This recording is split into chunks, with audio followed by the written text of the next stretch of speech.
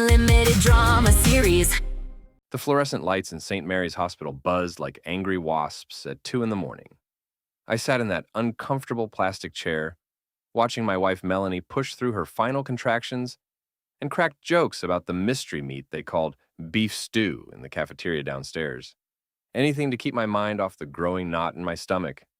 "One more push, Mrs. Thompson," Dr. Martinez encouraged, her voice calm despite the chaos of monitors beeping and nurses shuffling around the delivery room. I'm Jake Thompson, by the way. 38 years old, work at Henderson's Hardware on Maple Street, and until about 30 seconds ago, I thought I was about to become a father for the first time. The baby that just slipped into this world, however, had other plans for my life story.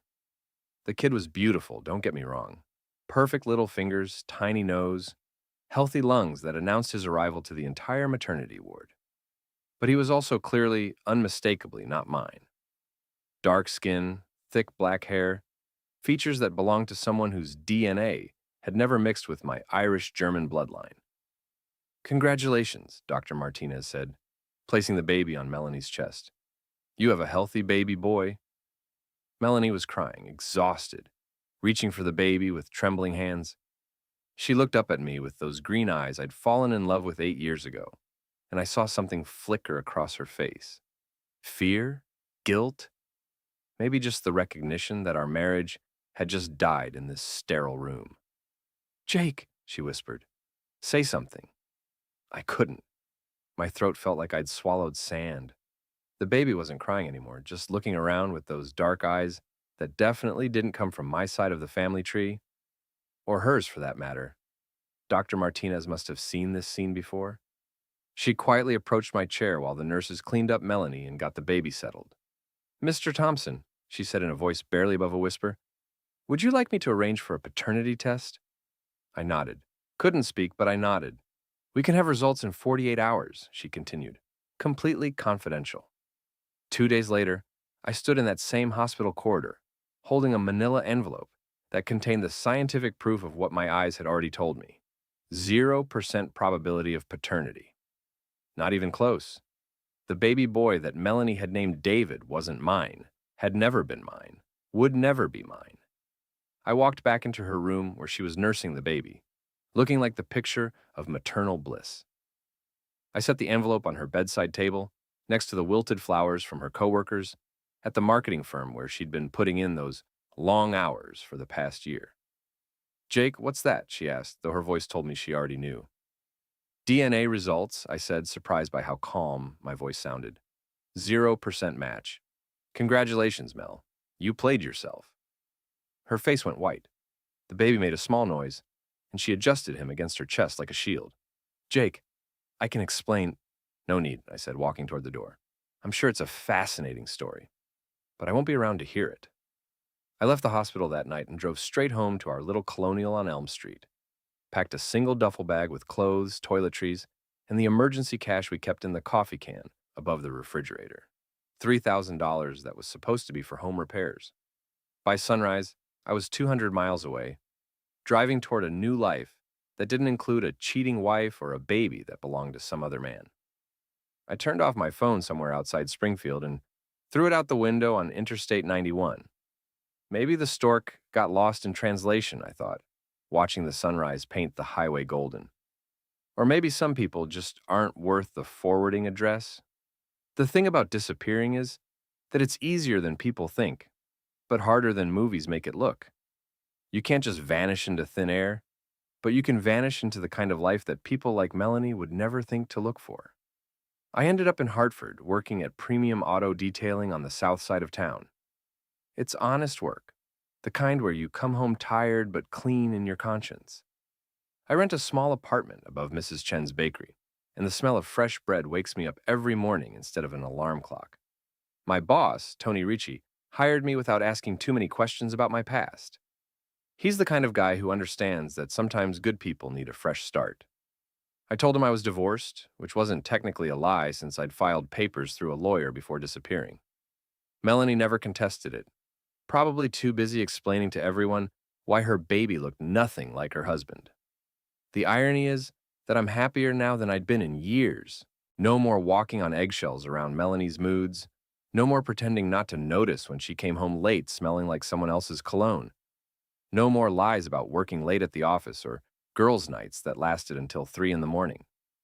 But the universe has a sick sense of humor, because the person who found me wasn't Melanie or some private investigator. It was Lisa. Lisa Martinez. Yes, same last name as the doctor, but no relation. Had been Melanie's best friend since college. She was also the only person in our old circle who'd ever treated me like more than just Melanie's accessory. While Mel's other friends saw me as the blue-collar guy who wasn't quite good enough for their ambitious friend, Lisa actually listened when I talked. She laughed at my jokes. She asked about my day like she cared about the answer.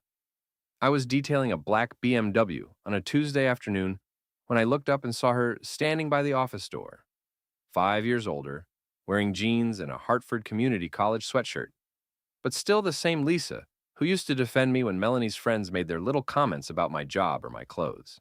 "Hello, Jake," she said, walking over with that careful smile I remembered. "You're a hard man to find."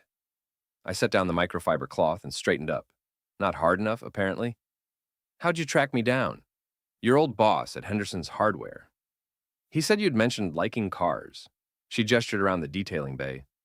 "Took me 3 months to check every auto shop in a 100-mile radius." 3 months? I raised an eyebrow. That's dedication. "What do you want, Lisa?" She was quiet for a moment, watching me work. "To apologize, for starters. I should have told you about Melanie and Derek years ago. I knew what was happening, and I kept my mouth shut because I thought it wasn't my place." Derek. So that was his name. Derek Williams, the account executive at her firm, with the perfect smile and the BMW that probably cost more than I made in a year. I'd suspected him, but hearing the name made it real. "Water under the bridge," I said, though we both knew that was a lie. "How is she, anyway? How's the kid?" "Struggling," Lisa said bluntly. Derek never acknowledged David. Wouldn't even pay child support until she threatened to go to HR. Then he transferred to the Boston office and disappeared. She's raising David alone, working 2 jobs, living in a crappy apartment across town. I should have felt satisfaction hearing that. Instead, I just felt tired. "And you're telling me this because?" "Because I divorced my husband last year," she said. And suddenly, we weren't talking about Melanie anymore. Because I realized I'd spent 15 years married to the wrong person, just like you did. Because I've been thinking about you every day for the past 5 years, wondering if you were okay. I looked at her, really looked. She was prettier than I remembered, or maybe I was just seeing her clearly for the first time. When she'd been Melanie's friend, she'd always seemed off limits, like something I could admire but never touch. "Lisa, I'm not asking for anything," she said quickly. "I just wanted to know you were alive, that you were okay, that maybe we could be friends." Friends. We both knew that wasn't what this was about, but it was a place to start. "There's a diner down the street," I said, "Murphy's. They make decent coffee and terrible pie. Want to catch up properly?" She smiled, and it was like watching the sun come out from behind clouds. "I'd like that." We talked for 3 hours that day, about her divorce from a husband who'd treated her like a housekeeper with benefits, about my new life in Hartford, the satisfaction of working with my hands, the peace of not having to wonder what lies I'd hear when I got home each night, about everything except Melanie and the life we'd both left behind.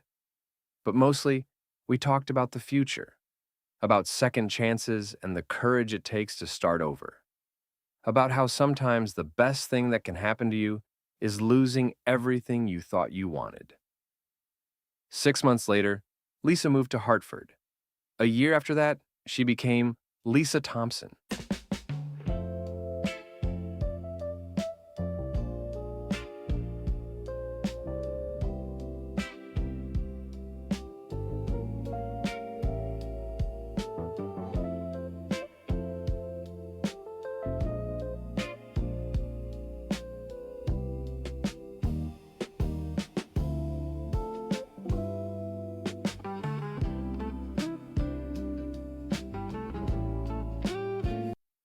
Two years later, we had twins, Emma and Michael.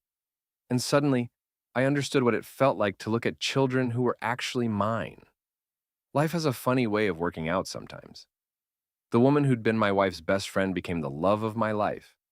The man who'd thought he'd lost everything found out he'd just been making room for something better. But the past has a way of catching up with you, especially in small New England towns, where everyone knows everyone else's business. The Westfield Mall food court on a Saturday afternoon is not where I expected my old life to collide with my new one. Lisa and I were there with the twins, who were 3 years old and obsessed with the carousel near the entrance.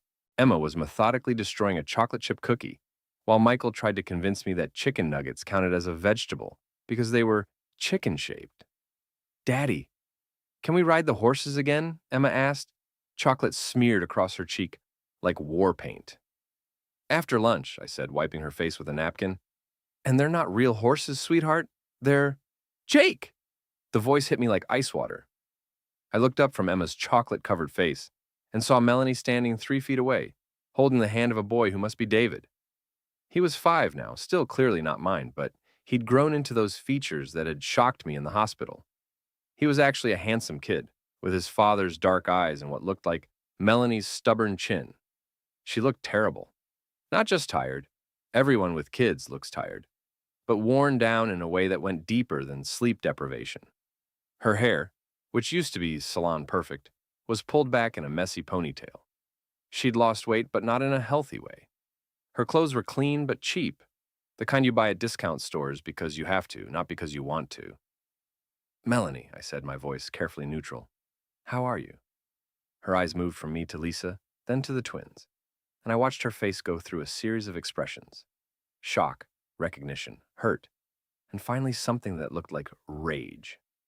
"Lisa," she said, and her voice cracked on the name. "Lisa Martinez? You're with Lisa?" Lisa straightened in her chair, and I could see her shifting into protective mode. "It's Lisa Thompson now," she said calmly. "And yes, I'm with Jake. We've been married for 3 years." 3 years, Melanie repeated, like she was doing math in her head.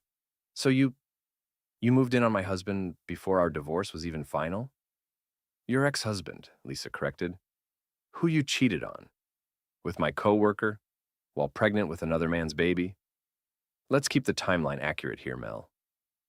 I put a hand on Lisa's arm. This was a public place, and the twins were watching with the kind of fascination kids have for adult drama they don't understand. "Lisa, it's okay." "No, it's not okay," Melanie said, and her voice was getting louder. "You were supposed to be my best friend. You were supposed to support me through the divorce, not steal my husband." "Support you?" Lisa stood up, and I could see the anger she'd been holding back for years, finally breaking free. "Support you through what? The consequences of your own choices? I was supposed to comfort you because you got caught cheating and your boyfriend turned out to be a deadbeat?" David was staring up at the adults with wide eyes, still holding his mother's hand. Emma and Michael had stopped eating and were looking between Lisa and the strange woman with the scared expression. "Mommy," David said quietly, "who are these people?" Melanie looked down at her son, and I saw something break in her expression. When she looked back up at me, her eyes were filled with tears. "This is Jake," she said to David. He was married to Mommy before you were born." "Before Daddy Derek?" David asked. And the innocence in his voice made the whole situation even more surreal. "Derek isn't your daddy," Melanie said, and I could hear the bitterness in her voice. "Derek doesn't want to be your daddy." This was getting ugly fast, and my kids were watching it happen. I stood up and put my arm around Lisa's shoulders. "We should go," I said quietly. "Yes, you should," Melanie said, wiping her eyes with the back of her hand. "Run away again, Jake. It's what you do best." That stopped me. I turned back to face her, feeling something cold settle in my chest. "I ran away." "You want to talk about running away, Mel? You ran straight into another man's bed while you were married to me. You ran away from every honest conversation we could have had about our problems. You ran away from taking responsibility for your choices right up until the moment that baby came out looking nothing like me." "Jake," Lisa said quietly, "the kids." She was right. Emma and Michael were staring at us with the kind of wide-eyed attention that meant they'd be asking questions later that I wasn't ready to answer. I picked up Emma and took Michael's hand. Lisa gathered our trash and her purse, with the efficient movements of someone who'd had enough of this conversation. Come on, guys, I said to the twins. Let's go ride the carousel. As we walked away, I heard David ask his mother, Mommy, why are you crying? I didn't hear her answer, and I didn't want to. But as we reached the carousel, I heard Melanie call out behind us, This isn't over, Jake. We need to talk. I didn't turn around. Some conversations aren't worth having, and some bridges are better left burned. But I could feel her watching us as the twins climbed onto their horses and the music started to play. And I knew that the peaceful life I'd built in Hartford was about to get a lot more complicated.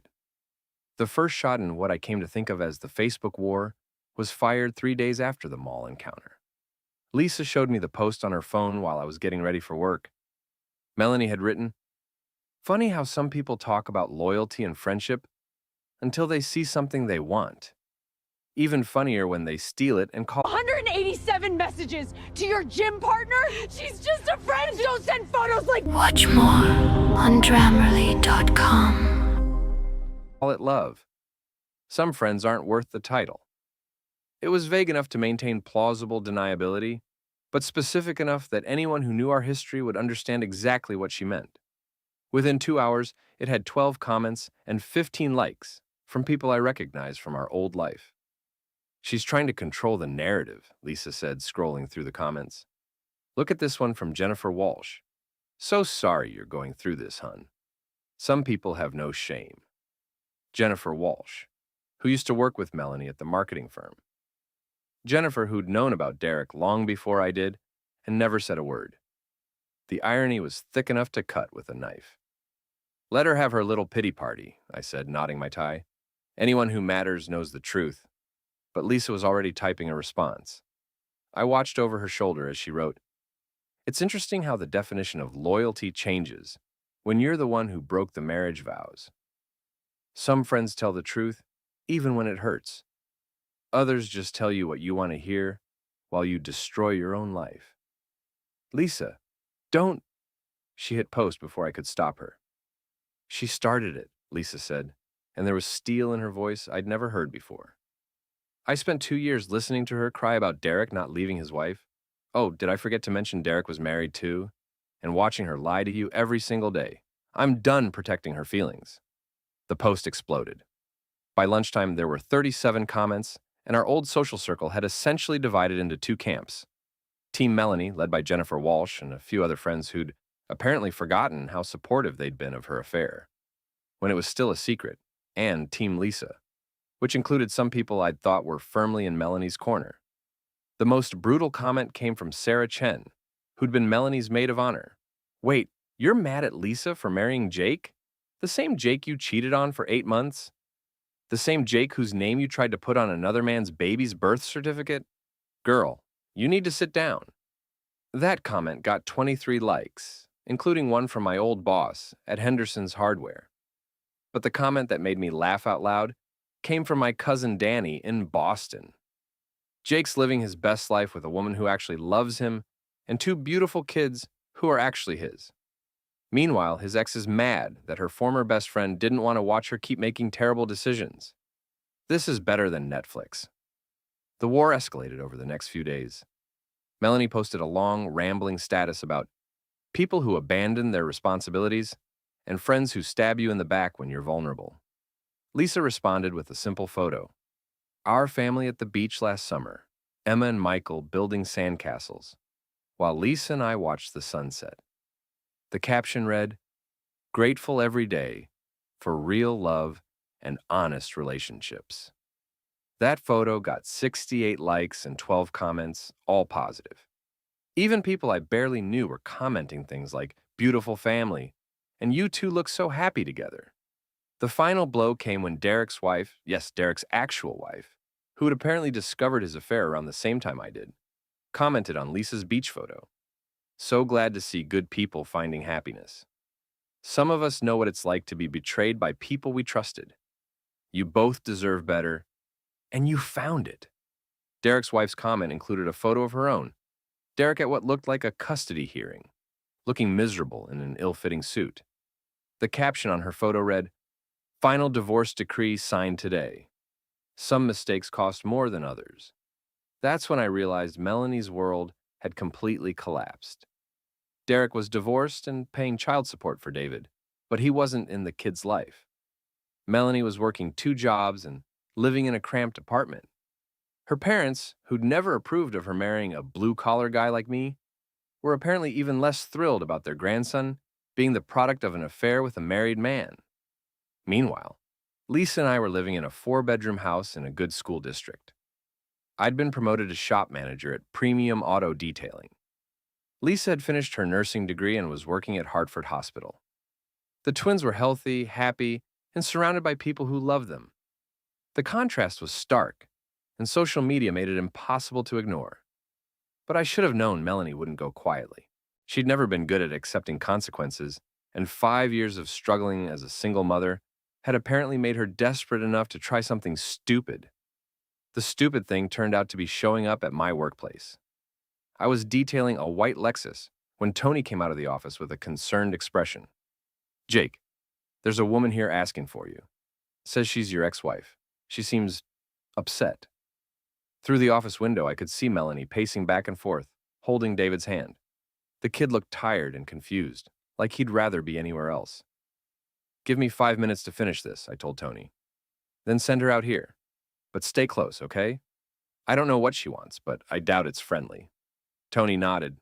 He'd been around long enough to recognize trouble when he saw it.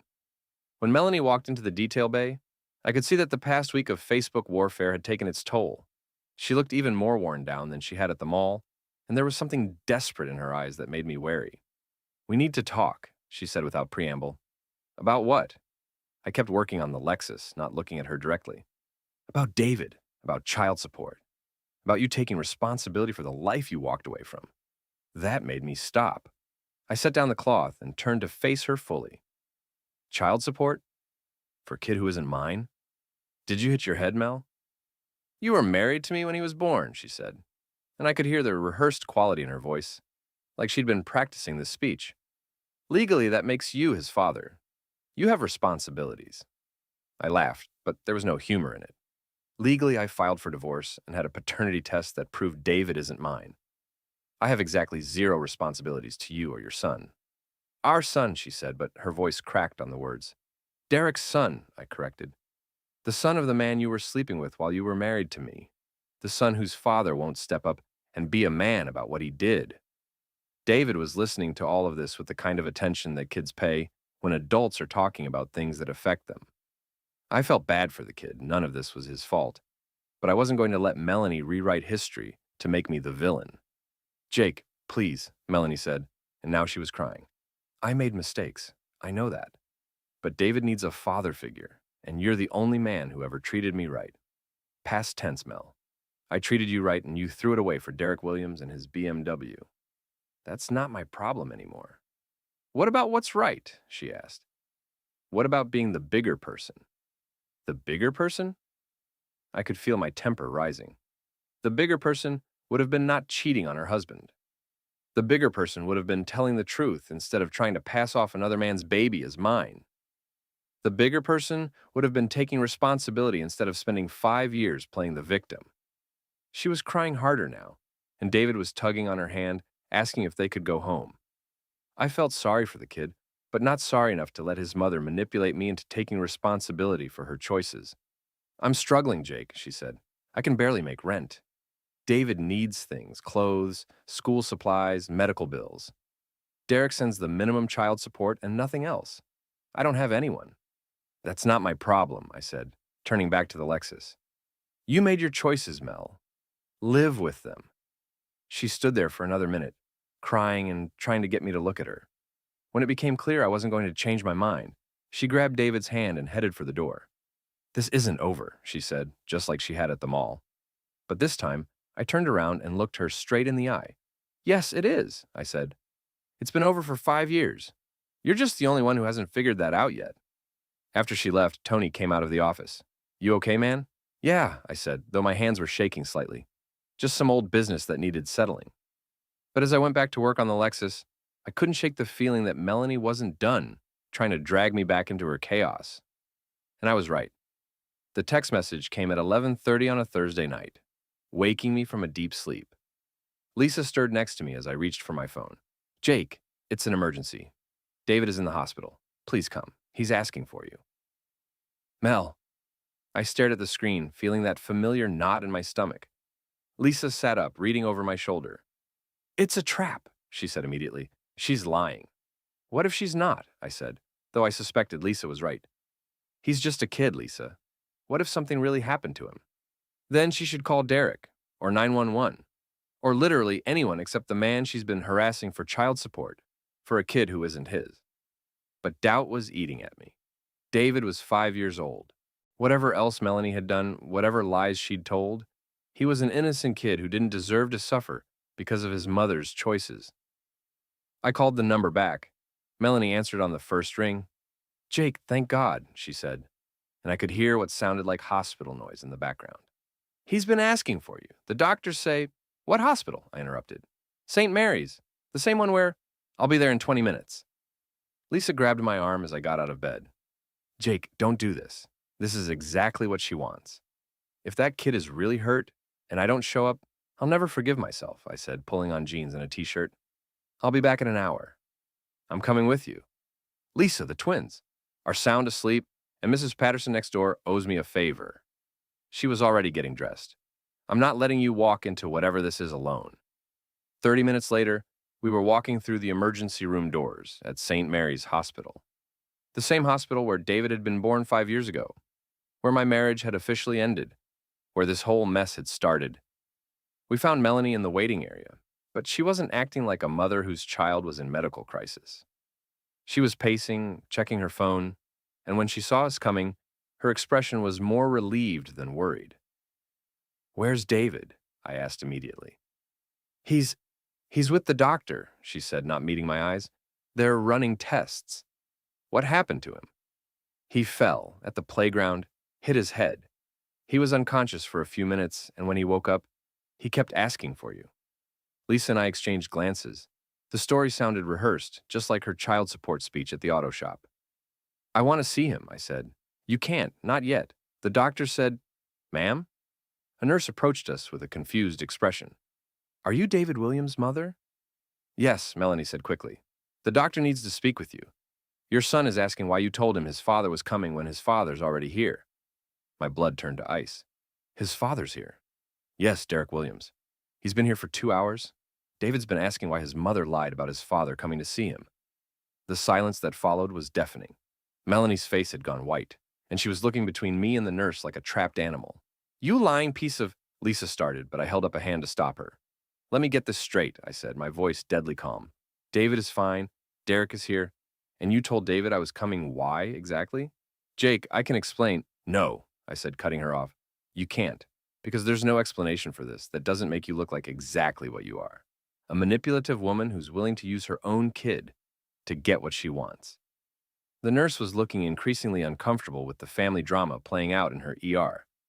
"Should I tell Mr. Williams you're here?" "No," I said firmly. "We're leaving. And ma'am," I looked directly at Melanie, "if you ever contact me again, if you ever show up at my workplace again, if you ever try to involve me in your drama again, I will file a restraining order. Stay away from me and my family." We walked out of that hospital, and I felt something settle in my chest. The anger I'd been carrying for 5 years, the guilt about David, the nagging doubt about whether I'd done the right thing, all of it crystallized into perfect, cold clarity. Melanie had made her choices. She'd chosen Derek over me, lies over truth, manipulation over honesty. She'd had 5 years to build a life for herself and her son, and instead, she'd spent that time trying to drag me back into her chaos. But I was done being dragged. The next morning, I did something I should have done years ago. I called my lawyer and had him draft a cease and desist letter. Any further contact from Melanie would result in legal action for harassment. Then, I did something that felt even better. I called Tony at the shop and told him I was taking a personal day.